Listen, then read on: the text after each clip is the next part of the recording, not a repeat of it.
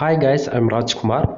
நாம இன்னைக்கு வீடியோல என்ன பார்க்க போறோம் அப்படின்னா Google AdSense வீடியோ ரிப்போர்ட்டை தான் நம்ம வந்து பார்க்க போறோம். சரிங்களா? ரீசெண்டா நம்ம சேனல்ல வந்து வீடியோஸ் வந்து சரியா உங்களுக்கு வராது. ரீசன் என்ன அப்படின்னா கொஞ்சம் எனக்கு வந்து ஃபீவர் ஆர் கோல்டு சரிங்களா? சரியா பேச முடியல. ஸோ வீடியோ ரெகுலரா வரல அப்படின்னு சொல்லிட்டு எதுவும் ஃபீல் பண்ண வேண்டியதில்லை. இதுக்கு மேல கண்டினியூஸா உங்களுக்கு வீடியோ வந்து வரும். சரியா? சரி. நம்ம டைரக்டா நம்மளுடைய டாபிக் உள்ள போயிடலாம். அதுக்கு முன்னாடி என்னோட சேனலுக்கு வந்து யாராச்சும் புதுசா வந்திருக்கீங்க அப்படின்னா சேனலை சப்ஸ்கிரைப் பண்ணி வைங்க. கண்டிப்பாக வந்து உங்களுக்கு இன்றைக்கி யூஸ்ஃபுல்லாக இல்லைனாலும் ஃப்யூச்சரில் ரொம்பவே யூஸ்ஃபுல்லாக இருக்கும். சரிங்களா? அதெல்லாமே இப்பயே சொல்லிடுறேன். இப்போ நீங்கள் பார்க்கக்கூடிய இந்த ரிப்போர்ட்ஸ் எல்லாமே ஸ்க்ரீன்ஷாட் வச்சு தான் நான் பேசிகிட்டு இருக்கேன். சரிங்களா? ஏன் அதை நான் இப்பயே சொல்கிறேன் அப்படின்னா நீங்கள் வந்து ஃபேக்கான ரிப்போர்ட்டு இவர் வந்து ரெடி பண்ணி பேசிகிட்டு இருக்காரு அப்படின்னு சொல்லிட்டு நீங்கள் சொல்லிடுவீங்க. அதனால தான் நான் இப்பயே சொல்கிறேன். சரியா? ரீசன் என்ன அப்படின்னு வந்து கேட்டிங்கன்னா நான் வந்து கிட்டத்தட்ட ஒரு 700 ஒரு 800 வீடியோக்கு மேலே நம்ம சேனல் வந்து அப்லோட் பண்ணியிருக்கேன். என்னோட வெப்சைட் நேம் வந்து mrfool.com. சரிங்களா? ஒவ்வொரு நாளும் நமக்கு எவ்வளோ ரெவன்யூ வருது, எந்த ஆடு வச்சா நமக்கு எவ்வளோ ரெவன்யூ ஜென்ரேட் ஆகும், தென் எந்த கண்ட்ரி டார்கெட் பண்ணி ஆர்டிக்கல் போடணும் அப்படின்னு சொல்லிட்டு நான் புது புது டொமைன்ஸ் எடுத்துன்னு வந்து உங்களுக்கு நான் ரிப்போர்ட்டு கொடுத்தா இது ஓப்பனாக சொல்ல போனால் என்னை மிஸ்யூஸ் பண்ணுற விதத்தில் என் வெப்சைட்டில் போய்ட்டு தேவையில்லாமல் ஆடு கிளிக் பண்ணுறாங்க. சரிங்களா?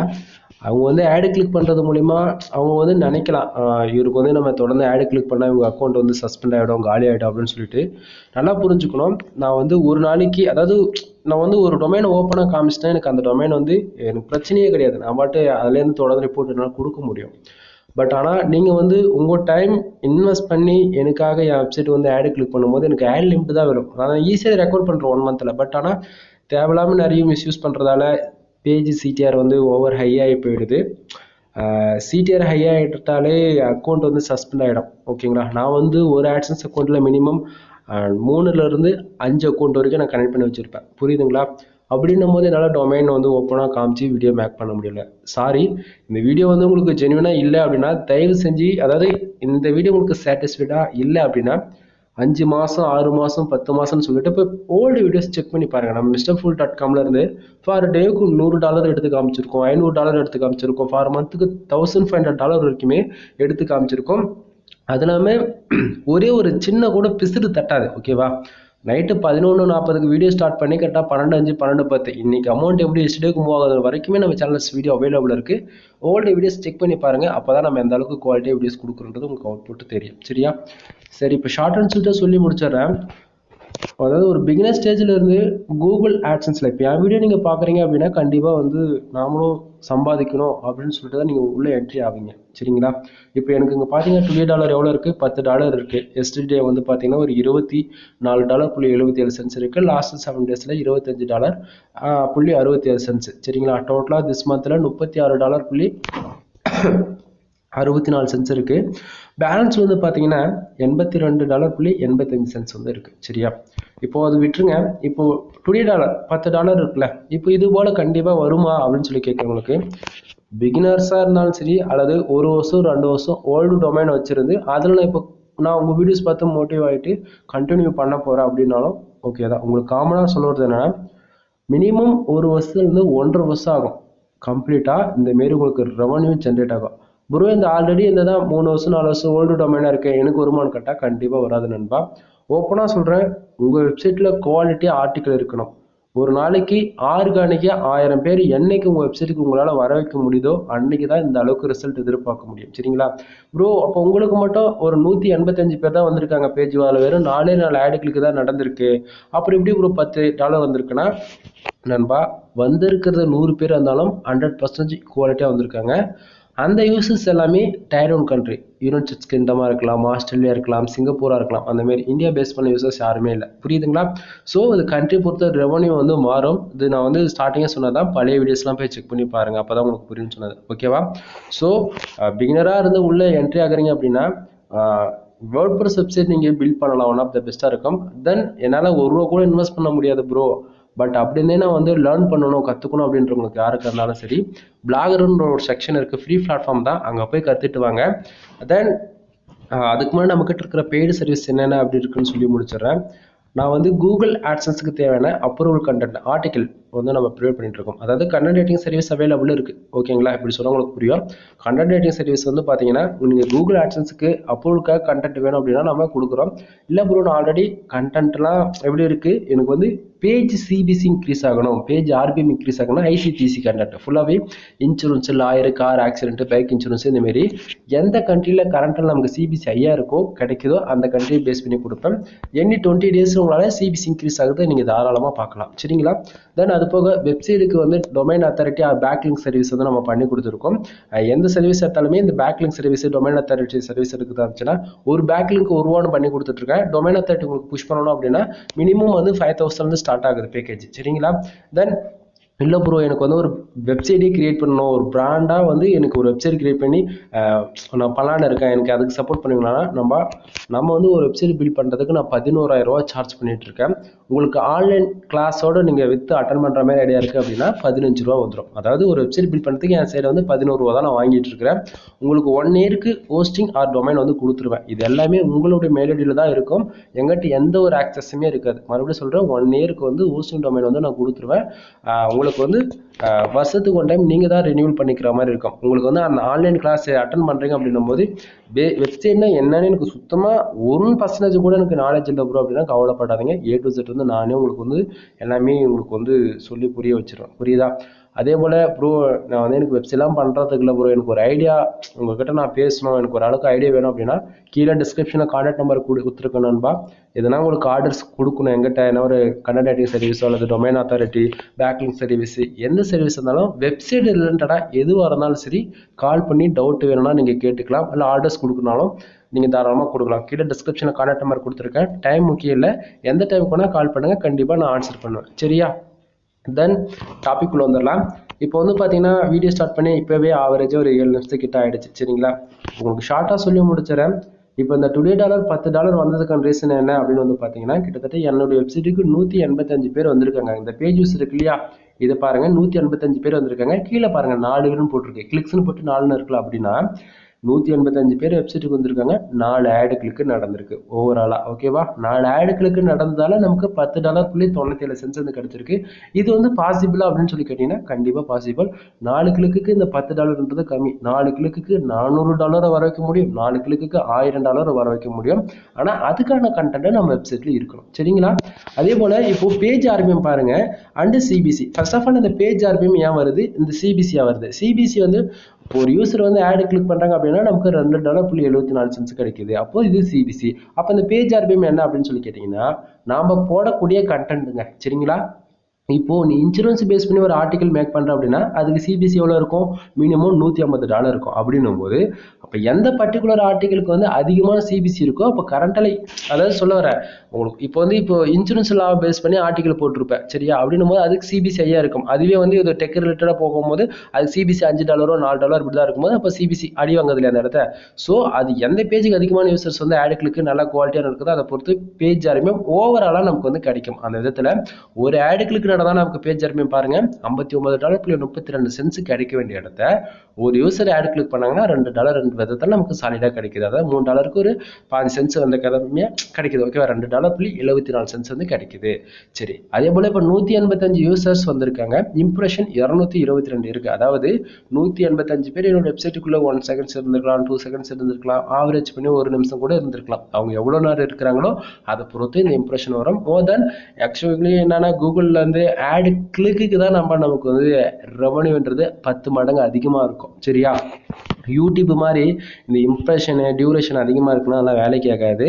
அதே சமயத்துல இப்போ என்ன சொல்றது, AdSense இருக்கிறவங்களுக்கு யாருக்குமே வந்து இம்ப்ரெஷனுக்கு காசு கொடுக்குறோம் அப்படின்னு சொல்லிட்டு சொல்லியிருக்காங்க. பட் என்ன தெரிஞ்சது ஒத்தான்னு கேட்டீங்கன்னா waste, one of the waste தான் சொல்லுவேன். இது ஏன் நான் அப்படி சொல்றேன்னா 20,000 இம்ப்ரெஷனுக்கு 10 சென்ட் கிடைச்சா போதுமா அப்படின்ற மாதிரி இருக்கு. ஸோ இது ஒரு எக்ஸ்பெரிமெண்ட் தான் இதுவுமே. ஏன் அதெல்லாம் எனக்கு எவ்வளோ வந்திருக்கு, மற்றவங்களுக்கு உங்களுக்கு அதிகமாக வருது அப்படின்னா ஓகே, நான் என்ன சொல்றது எதுவும் சொல்ல விரும்பல. மோர் தென் இன்ஃபர்மேஷனுக்கு கால் பண்ணுங்கள். ஒரு சிலது வந்து என்னால் சொல்லாமல் இருக்கிறது தான் எனக்கும் சேஃப்டி, உங்களுக்கும் சேஃப்டி. ஏன்னா ஒரு சிலது வந்து நான் எல்லாத்தையும் ஓப்பனாக சொல்லிட்டா பாலிசி வேல்யூஷனுக்குள்ளே போய்டும் இந்த வீடியோஸ். ஸோ புரிஞ்சுக்குங்க. தென் பேஜ் சிடிஆர் வந்து பார்த்தீங்கன்னா 2.16% இருக்குது நண்பா. எப்பவுமே கூகுள் ஆட்சன்ஸ் பொறுத்த வரைக்கும் நமக்கு பேஜ் சிடிஆர் வந்து 10க்கு மேலே போகக்கூடாது. 10க்கு மேலே போகுது அப்படின்னா ஆட் லிமிட் விழுந்துடும். ஆட் லிமிட் விழுந்தது அப்படின்னா 1 மந்த்துக்கு நம்ம வெப்சைட்டில் ஆட் வந்து ஷோ பண்ணாது. ஸோ ஆட் லிமிட் விழாமல் நம்ம வெப்சைட் பாதுகாப்பாக வச்சுக்கணும் அப்படின்னா பேஜ் சிடிஆர் 10க்குள்ளே மெயின்டைனிங் பண்ணுங்க. ஓகேங்களா? அது எப்படி ஆனவே அக்யூரேசியாக நம்ம வந்து வச்சுக்கலாம் அப்படின்னா, இது வந்து நான் சொல்ல கூகுளோட டேர்ம்ஸ் அண்ட் கண்டிஷன் என்ன சொல்கிறோம் அப்படின்னா 250 பேர் நம்ம வெப்சைட்டுக்கு வராங்கன்னா 2 ஆடு கிளிக் நடக்கலாம். ஆவரேஜாக 1000 பேர் வராங்கன்னா 4 ஆடு கிளிக், அதாவது 4 பேர் ஆடு கிளிக் பண்ணலாம். பேஜ் சிட்டே 0.7% இருக்கும். ஸோ நமக்கு வந்து 10க்குள்ளே இருக்கலாம், எந்த பிரச்சனை கிடையாது. என்னோட எக்ஸ்பீரியன்ஸ்னு சொல்லணும்னா 1000 பேர் வராங்களா 40 ஆடு கிளிக் வரைக்கும் சாதாரணமாக நடக்கலாம், பிரச்சனை கிடையாது. தென் வரதே 50 பேர் தான், அதில் வந்து 100 கிளிக் 200 கிளிக் நடக்குது அப்படின்னா அக்கௌண்ட் சஸ்பெண்ட் ஆகிடும், கூகுள் ஆட்சன்ஸ்லேருந்து பர்மனெண்ட் டெர்மினேட் ஆகிடும். சரியா? சரி, இப்போது இந்த 4 ஆடு கிளிக் நடந்து $10 வந்திருக்கா. அதுலேருந்து இப்போ எந்தெந்த கண்ட்ரிலேருந்து லாஸ்ட் 7 days வந்திருக்காங்கன்றது பாருங்க. யுனைடெட் ஸ்டேட்ஸ், தென் Canada, Australia, United States Kingdom, தென் இந்தியா. நான் அப்பயும் சரி இப்பயும் சரி எப்பயுமே சொல்கிறது, இந்தியாவை பேஸ் பண்ணி யாருமே ஒர்க் அவுட் பண்ணாதீங்கன்னு தான் நான் சொல்லுவேன். அப்போ மட்டும் நீங்கள் ஏன் உங்கள் MrFool.comல கண்டென்ட் இந்தியா பேஸ் பண்ணி தான் இருக்குது, யூஎஸ் பேஸ் பண்ணி இல்லைன்னு சொல்லி கேட்காதீங்க நண்பா. நான் வந்து 2 விதமான நீச்சஸில் ஒர்க் பண்ணுவேன். இப்போ நான் வந்து டிராஃபிக்குக்காக இந்தியாவை டார்கெட் பண்ணிட்டு ஐசிபிசி கண்டென்ட்டுக்காக யூஎஸ் டார்கெட் பண்ணுவேன். புரியுதுங்களா? அது என்னுடைய ஃபேஷன் என்னவோ நான் அதுக்கு தகுந்த மாதிரி நான் வேலை செய்கிறேன். ஸோ உங்களுக்கு என்ன வருமோ அதை டார்கெட் பண்ணி, இப்போ ஒரு நாள் வந்து ஒரு ஆர்கானிக்காக ஒரு 10,000 பேர் வர வைக்க முடியுதுன்னா நீ மாதம் 5 லட்ச ரூபா சம்பாதிப்பேன் அப்படின்னா நீ அப்போ அதுக்கான வேலை செய்வியா மாட்டியா? அதே கான்செப்டில் இப்போ நான் வேலை செய்கிறேன். எனக்கு வந்து ஒரு மாதத்துக்கு வந்து ஒரு 10,000 பேர் ஆர்கானிக்காக வரணும் அப்படின்னா நான் ஃப்ரீயாக ஏதோ ஒன்று கொடுத்தா தான் அவங்க வருவாங்க அப்படின்னா அதுக்கான வேலையை நான் செய்ய முடியும். ஸோ உங்களுக்கு என்ன நீச்சஸ் ஆர்டிக்கல் மேக் பண்ண முடியுதோ அது உங்களுடைய ஐடியா. ஓகேவா? ஸோ புரிஞ்சுக்குங்க. இப்போ லாஸ்ட் 7 days ரெவன்யூ பார்த்தீங்கன்னா ஆவரேஜ் பண்ணி பாருங்க, உங்களுக்கே தெரியும் நான் என்ன சொல்றது. லாஸ்ட் 7 daysக்கு இதிலே டுடே பார்த்தீங்கன்னா உங்களுக்கு தெளிவாக புரியும். டுடே வந்து நமக்கு வந்தது என்னவோ $10. அதில் பாருங்க, யூஎஸ் அதாவது யுனைடெட் ஸ்டேட்ஸ்லேருந்து கிட்டத்தட்ட 122 பேஜஸ் வந்திருக்கா. 2 ஆடு கிளிக்கு $6.93. சரியா? அதுவே கனடாவில் வந்து பாருங்க 54 யூசர்ஸ் ஃபார் 2 ஆடு கிளிக்கு. சரிங்களா? கிட்டத்தட்ட $4.04 வந்து கிடைச்சிருக்கு.